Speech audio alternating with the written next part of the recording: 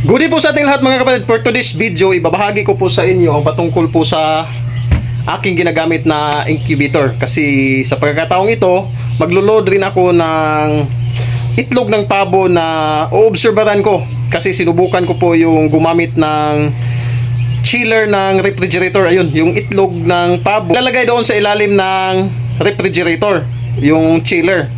So ngayon, mayroon kasing nagtanong kung ano raw yung ginagamit ko na incubator. So sasagutin ko na lamang po sa vlog na ito. At ito po, samahan niyo po ako. Here we go, let's go! Bale mga kapatid, ito po, nakahanda na po yung tatlong tray ng itlog ng pabo. So kung nakikita nyo, may mga tanda po itong nakalagay. Yang kulay C, yung letter C na guhit, is yan po yung galing sa chiller ng aking pabo. Kaya C yung nilagay ko kasi nga traceability po yan para malaman ko kung epektibo ba yung ganung paraan. Tapos yung 15, kasi pitsa 15 ngayon, is yan naman po yung hindi ko nalagay sa chiller. Yung ibang itlog niyan is mga 1 linggo na po, pero hindi ko na ilagay sa chiller. Marami pong pagdadaanan talaga pag mag-incubator tayo mga kapatid. Sa katunayan, itong incubator ko ngayon is ayan o, malaki na po itong capacity nito.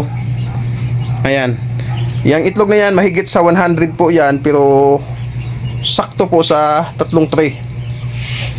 So yung isang incubator na yan, yung glass, yan po yung pangalawa kong incubator na ginamit. Pero sa ngayon, hindi ko muna ginamit kasi nga maliit yung kanyang capacity mga kapatid. Tapos ito, sapat na, malaki na kasi pwede na itong mag-load na 400 mahigit na itlog. Lalo na pag itlog ng pabo, ganun yung capacity. Pag itlog ng manok, mas marami. At then, nakakapag-cater na rin ako ng mga nagpapa-incubate sa akin. Sa katunayan, may naghatid nga kanina eh. Itlog po yan ng bantam. Kasi una niyang pinalimlim dito sa pina-incubate sa akin, 8 piraso, 6 po yung napisa. So, satisfied po siya. So, bali po mga kapatid dito. Kung mag-incubator po tayo, dapat may nakahanda po tayo kagaya dito sa akin. Oh. Ito, pang-spray po ito. Ito, tubig po ang laman nito mga kapatid. Pang-spray po ito once na may magsimula na pong may mag-crack sa itlog. Kagaya nito, for example, ito, 15, itong itlog na ito, isang batch. Pag may mag-crack na po na isa dyan, tapos bibilangin ko mga 4 na araw na lang para umabot siya sa 30 days. Ayun, sinyalis na po yun na need kong isprehan yung itlog na yun para hindi na po ako magpapataas ng humidity sa loob. Tapos ito, ayan, tawag conditioner po yan ng panglaba. Kasi nga minsan nababasagan po tayo dito sa ating incubator mga kapatid. Ayan, so yan po yung aking ginagamit. Tapos ito namang isa, pamatay po yan ng langgam. Nag-spray po ako sa loob, lalo na pag may mga langgam po sa loob na nakikita ko. Ito, so yan po yung tatlo. Yung isa, dito na yan sa kwarto namin, dito sa bahay, para hindi masyadong mangamoy. Ang problema lang pag manual po mga kapatid, kagaya nito, manual incubator. Minsan kasi, kaya nga mayroon po akong tawag dito, conditioner, para kung sakaling may mabasag na mabaho, is yun po yung pantanggal ko. Ganito po, ang magiging problema natin sa incubator is pag mayroon po tayong mga itlog na na-load sa incubator, tapos hindi po tayo makapag-conduct ng egg candling. Minsan kasi nakakaligtaan ko ng mag-egg candling mga kapatid, lalo na pag busy ako. Kasi pag umaga dito, maliwanag. So hindi ako makapag-egg candling, mostly talaga gabi. Tapos pag gabi naman, aabutan tayo minsan ng pagod at naabutan tayo sa ating katamaran. Ayun, hindi po tayo makapag-egg candling. Pero mas maganda talaga mga kapatid, para maiwasan po natin na mabasagan po tayo ng itlog sa ating incubator. Pag itlog po ng pabo, mas maganda po mag-egg candling po tayo ng 13 days. Ayan, yung 10 days okay naman, pero mas prefer ko po yung 13 days kasi buhay na po talaga yung similya. Klarong-klaro na po, mas malaki na kasi yung similya sa 13 days kumpara sa 10 days.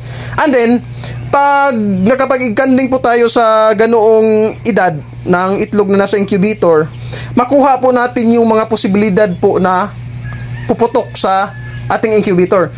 Kasi sa experience ko po, pag 13 days na po yung itlog mga kapatid na posible pong puputok sa loob ng ating incubator pag atin po yung sinilawan sa egg candling. Itim po yan. Itim po yan lahat. Dahil pag may similya, klaro ang similya. Pag walang similya, kulay tatagos yung ilaw.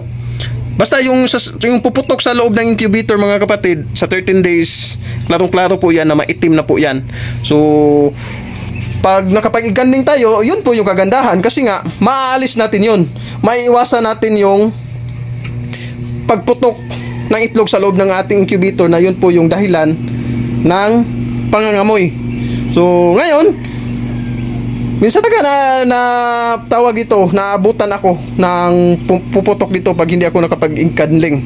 So, ang pangalawa is kailangan po ng mask. Dito sa akin, ito, sinasabit ko yung mask ko po dyan. Ginagamit ko ito pag nagbabaliktad o ginagalaw ko po yung itlog ng itlog na nasa incubator. Kasi nga, pag may sisiw po tayo mga kapatid, papakita ko sa iyo yung example. Susuot ko muna itong aking mask. Ayan, nalaglag. Ayan. So, ayan na. Naisuot ko na po yung mask. Ganito kasi yan mga kapatid. Bubuksan natin yung aking incubator. Kagaya nito, pag may mga sisiw po tayo mga kapatid, itong mga sisiw na ito, cute. Oh, ang ganda nila no. Nung reels na in-upload ko, konti pa lang sila. Pero ngayon, ito na sila oh. Ayan. All goods kayo. Ganito kasi. Oh. Pag maglalagay kasi tayo ng for example mga kapatid, may sisiw na po tayo niyan. Pag magpapatuyo po sila ng balahibo, marami po yung malalaglag na pinong balahibo. Posible po yung lilipad at atin po malalanghap. Baka tawag ito, kung sensitibo po yung ating ilong, posible po tayong sipunin or something. Ganun po yung mangyayari. Kaya gumagamit ako ng mask. Yun po yung isang gamit. Gandang tingnan mga sisiyo Sisiyo niya baking oh. Aba, Bourbon Red ata to eh. Dalawa. Saktong-sakto. May order akong 2 Bourbon Red. Obo. Salamat sa Diyos. Tapos may 3 ako dito na may dugong broad-breasted. Aba, may bagong kalalabas ng kanina oh. Basa pa. Ayan. Bali puno po yung mapupuno po yung aking incubator ngayon mga kapatid. Kasi nga 3 po yung aking ilulod. Ayan, 3 piraso. So, maganda yung aking bumbilya na nabili. Yung ganitong bumbilya kapatid oh. Ganitong bumbilya yung nabili ko. Yan 2 piraso. Mula nung nagsimula akong magpa-under dito, hindi ko pa yan napalitan. Kasi hindi pa nasira. Tapos, kung magtatanong kayo gaano karami yung tubig sa aking incubator, ganito lang karami mga kapatid oh. Ayan, ganito lang karami. Ayan, di ba? Ang liit lang ng bunganga ng lagayan ko na tubig. Tapos yung kanyang pan, ayan, 20 volts po yan. So yan lamang po yung gamit sa aking incubator. Tapos, yan, ito na po yung ginamit ko. Solid ito mga kapatid, solid. Hindi pa iba-iba yung kanyang tawag dito, yung kanyang reading. Ang problema ko dati ito, daming sira. Itong thermostat na ganito. Ayan, ito kunting sagi lang, paiba-iba yung kanyang temperature na binibigay. Mas may recommend ko sa inyo mga kapatid, ito ganitong thermostat yung gamitin ninyo. Kung nahirapan kayo maghanap niyan, maaari nyo i-contact yung binilihan ko nito. May nagbibinta naman ito, si Incubator. Ayan, i-message nyo lang ako or hanapin nyo sa Facebook yan si Incubator. Nagbibinta po yan ng parts ng incubator. Mura lang naman sa kanya. Ganito, may mga